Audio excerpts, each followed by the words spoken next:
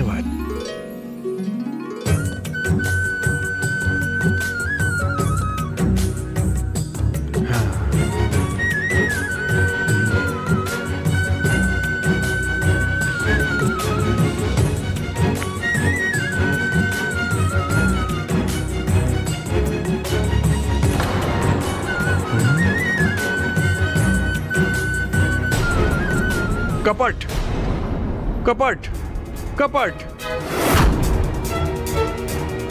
हा राक्षस आहे। याने देवतांचं रूप धारण केलं आहे।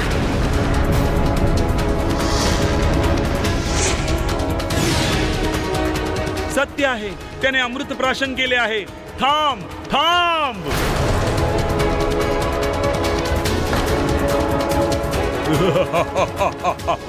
मी अमर आहे, मी अमर आहे।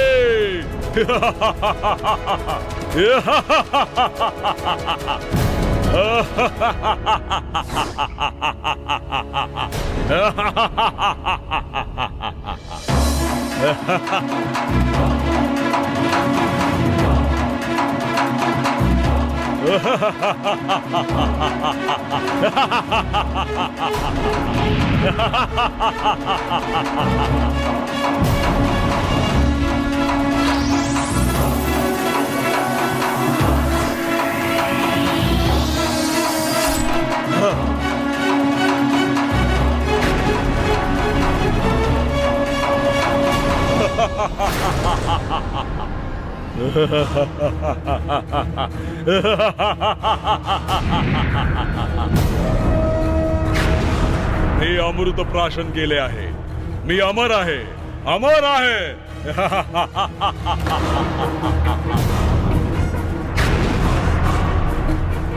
हे महाविष्णू, हे कृत्य आपल्या योग्यतेस शोभायमान नाही. देवाधिदेव आहात आपण. मोहिनी रूप धारण करून राक्षसांची फसवणूक केली ते कपट नव्हते. असं असेल तर आम्हीही देवतांचं रूप धारण करून अमृतपान केलं आहे आणि अमर झालो आहे. तुम्हा देवतांकरिता एक न्याय आणि आमच्याकरता दुसरा. आम्ही शिक्षेस पात्र ठरलो आहोत. या कृत्याकरिता आम्ही क्षमा मागतो. परंतु हा सूर्य चंद्र यांनीही आमच्यावर अन्याय केला आहे. अन्याय हे मात्र तुम्ही लक्षात ठेवा. राहू, केतू, आता तुम्ही अमृतपान करून अमरत्व प्राप्त केले आहे आणि शिरच्छेद होऊन शिक्षाही भोगली आहे. आणि म्हणूनच क्षमेसही पात्र ठरला आहात. सूर्य चंद्रामुळे आमची ही अवस्था झाली आहे.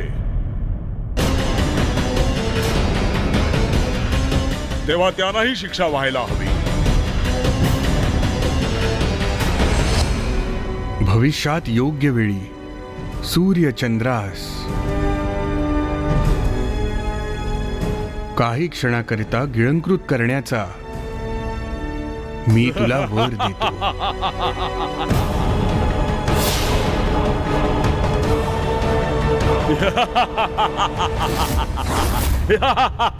विष्णूच्या आवाहनानुसार या सृष्टीचं रक्षण करणं तुझा धर्म आहे आणि तो आता भंग झाला आहे. आमचा आहार गिळंकृत करून आमचा अपमान केला आहेस. आम्हाला न्याय हवा आहे. त्याने शिक्षा भोगावयास हवी. विधिलिखित नियमांच्या मध्ये जो येईल त्याला कोणत्याही परिस्थितीत निश्चित शिक्षा व्हावयास हवी. आपल्या कर्तव्यापासून चुकलात तर इंद्रदेव तत्पश्चात देव दानवांचा संग्राम आरंभ झालाच समजा. त्या मर्कट बालकापासून भयभीत होऊन लपून बसण्याने आपणाला काही साध्य होणार नाही. जिथे कुठे जाल तिथे तो तुमचा पाठलाग केल्याविना राहणार नाही. त्यामुळे मात्र तुम्ही नरकात जाल. तुम्ही मृत होणार नाही. अमृत सेवन करून अमरत्व प्राप्त केले आहे. हिंसा, संकट, घाव सगळं बरं होतं. त्याकरिता आपणास पुढे जावे लागते. आपल्या पुढे जाण्याने काय होईल ते पहा.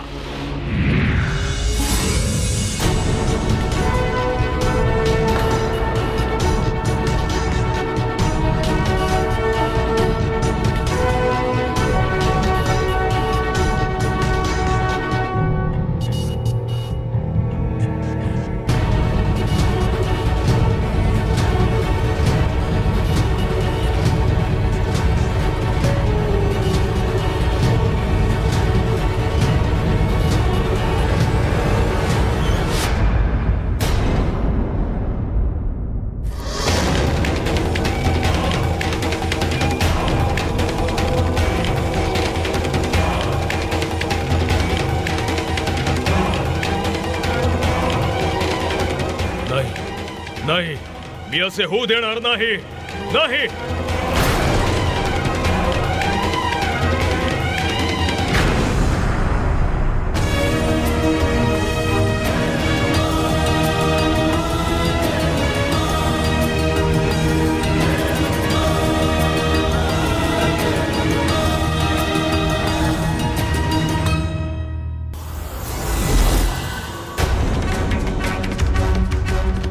त्या मर्कटास समाप्त करावयास हवे.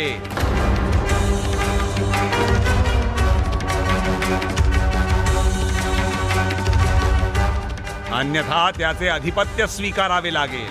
काय कराल इंद्रदेव? भीतीने पलायन कराल?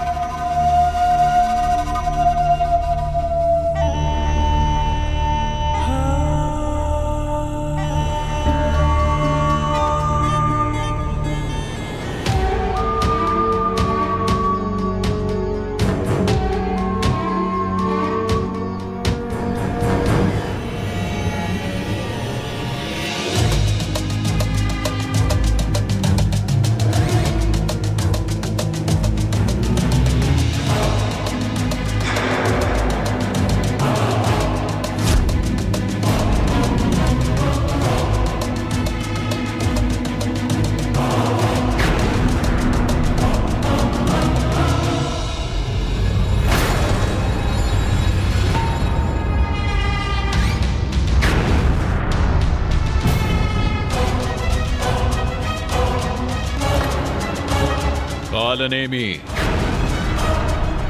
हे काय होत आहे?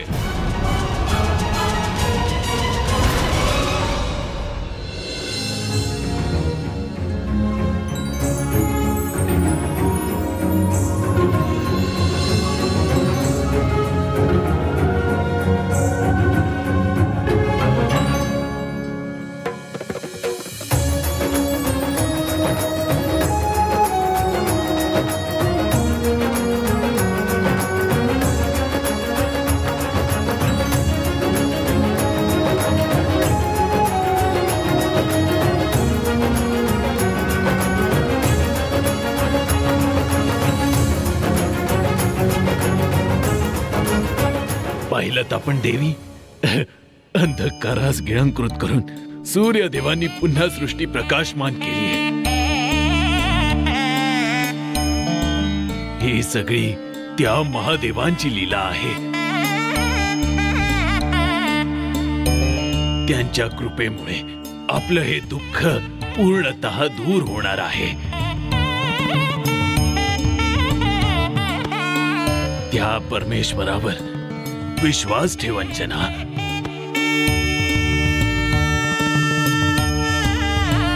आपला पुत्र नक्की आपल्या जवळ परतेल अंजना. त्या क्षणाची आपण दोघांनी मिळून वाट पाहावयास हवी.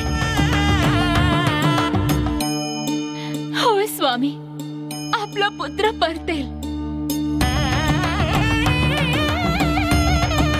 मला विश्वास आहे.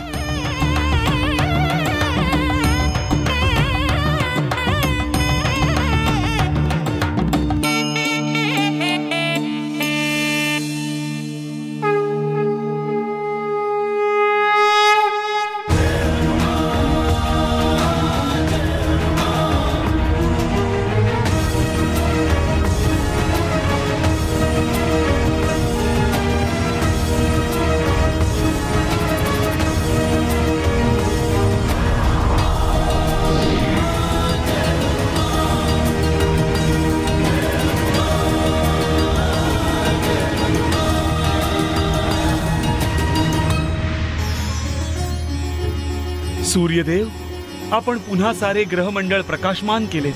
हा आम्हा सर्वांकरिता अत्यानंदाचा क्षण आहे. सूर्यदेव, आपलं स्वागत आहे. देवा, हा आपला पुनर्जन्म भासत आहे. नारायण नारायण. सत्यवदलात हा पुनर्जन्मच झाला आहे. विकसित झालेल्या विशाल अंतःकरणासोबत, हो ना सूर्यदेव?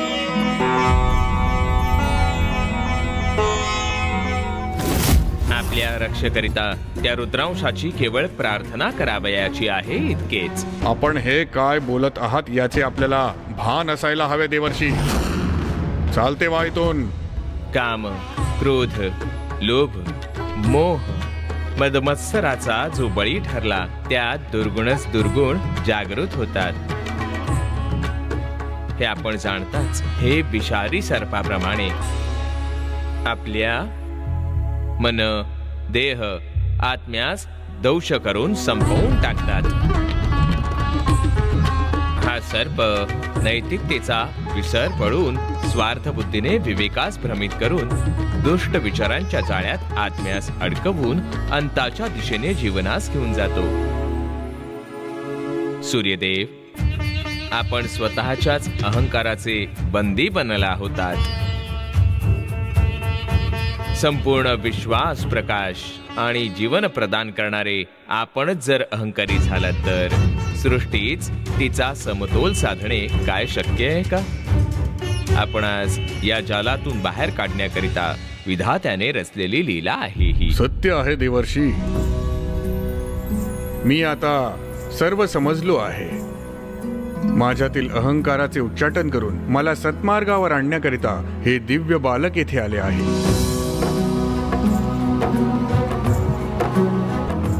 कोणासही लहान किंवा हीन समजू नये हे ज्ञानही मला दिले. आता मी शुद्ध अंतकरणाचा झालो आहे. या दिव्यात्म्याच्या कृपेने मी पवित्र झालो आहे. याकरिता मी तुझा सदैव ऋणी असेन.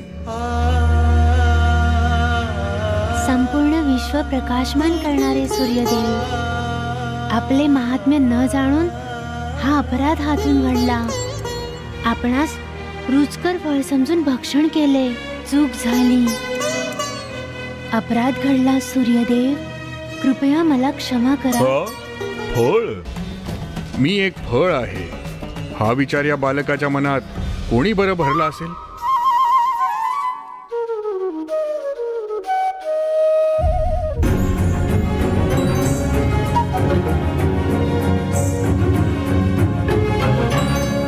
कृपया मला क्षमा करावी सूर्यदेव. मी लहान बालक अज्ञानाने आपणास गिळले. आपण क्षमा केली नाही तर मी इथून परत जाऊ शकणार नाही. तिकडे राजमहालात माझी माता माझी प्रतीक्षा करत असेल. शीघ्र परतलो नाही तर आणखीन दुःखी होईल. दया करा.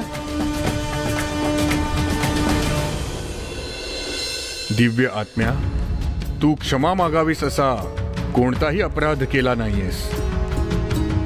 तू तर सर्वांच्या प्रशंसेस पात्र आहेस. शीघ्र तुझ्या माता पित्याजवळ परत जाशील. तू मला माझा अहंकार नष्ट करण्यास मदत करावयास माझा गुरु बनून आलास यात काहीही शंका नाही. तू महाबलशाली, महापराक्रमी, कुशाग्र बुद्धिमत्तेचा आहेस. तुझ्या या आगमनाने मी प्रसन्न झालो आहे. या सर्व ग्रहाधिपतींना साक्षी ठेवून मी तुला एक वचन देऊ इच्छितो. भविष्यात वेळ आल्यावर मी तुला आपला शिष्य म्हणून स्वीकारून तुझा गुरु देखील होईल.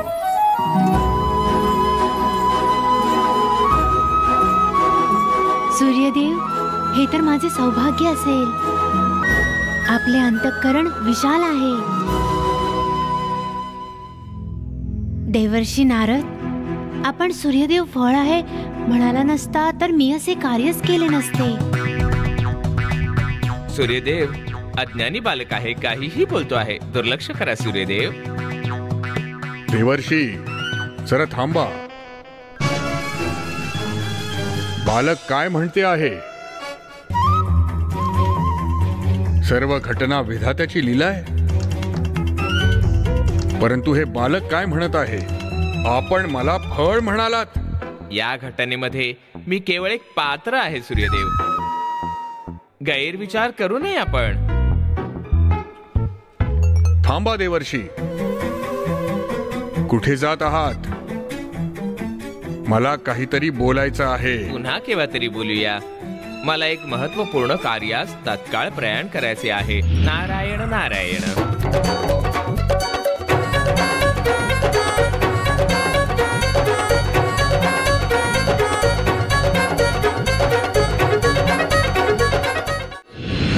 नारायण नारायण. आपण इथे हास्य विनोदात रमला आहात. मी सूर्यदेवांच्या तावडीतून कसे बसे स्वतःस वाचून पलायन केले आहे. अन्यथा सूर्यदेवांच्या क्रोधाचा बळी निश्चितच ठरलो असतो. देवर्षी, तुम्ही कोणतीही चूक केलेली नाही. जगत कल्याणाच्या कार्यास तुम्ही हातभार लावला आहे. तुम्ही प्रशंसेस पात्र आहात. नारायण नारायण. प्रभू, सूत्रधार तर आपण आहात. मी केवळ एक पात्र आहे.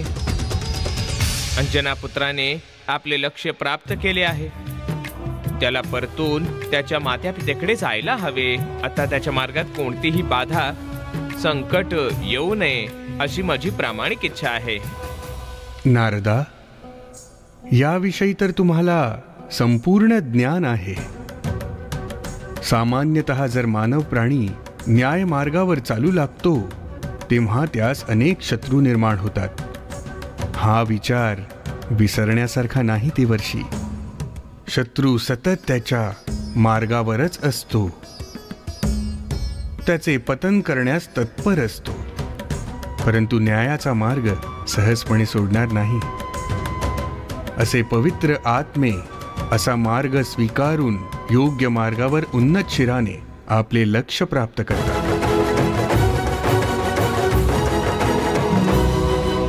केसरी नंदनाचा विजय असो. केसरी नंदनाचा विजय असो. केसरी नंदनाचा विजय असो.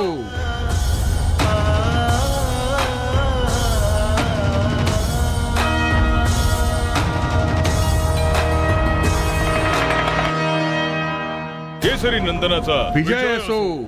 केसरी नंदनाचा विजय असो. केसरी नंदनाचा विजय असो. केसरी नंदनाचा विजय असो. केसरी नंदनाचा विजय असो. केसरी नंदनाचा विजय असो. केसरी नंदनाचा विजय असो. केसरी नंदनाचा विजय असो. हा जय विजय जयकार असो. मला भ्रमिष्ट करत आहे. विजय असो. केसरी नंदनाचा विजय असो. त्रिलोकाधिपती रावणेश्वरा, हा जय जयकार आपल्याकरिता शुभ संकेत नाही महाराज. तुमचा अवमान करण्याच्या दुष्ट हेतूने सर्व देवता मिळून त्या वानर शिशूचे गुणगान करत आहेत. याकरिता त्या देवतांना योग्य तो धडा शिकवावा लागेल. काळ नक्की पालटेल. तो वानर शिशू दीर्घायुष्य प्राप्त करणार नाही. हे देवगण स्वतंत्र राहणार नाहीत. सर्वांना माझ्या चरणावर शरण यावं लागेल.